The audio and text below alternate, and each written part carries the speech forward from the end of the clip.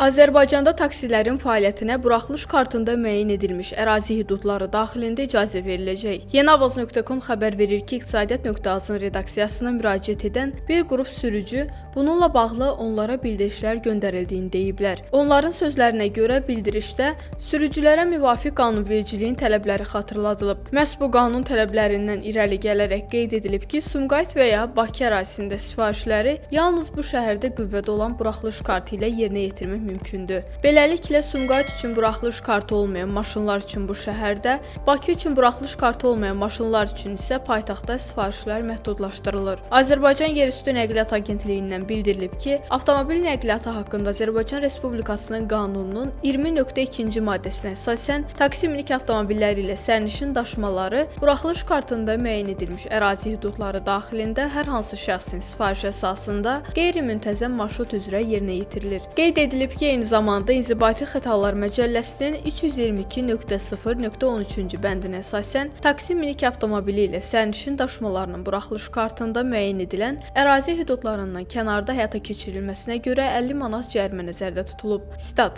Sürücülər taksi fəaliyyəti göstərmək istədikləri şəhər üzrə müvafiq buraxılış kartını əldə etmək üçün aynaya müraciət edə bilərlər. Statın sonu. Xatırladaq ki, Nazirlər Kabinetinin müvafiq qərarına əsasən Bakı şəhərinin inzibati ərazi vahidi üzrə taksi minik avtomobilləri ilə sərnişin daşımaları üçün verilən icazələrin əlavələrinin say həddi 25 min ədəd müəyyən edilib.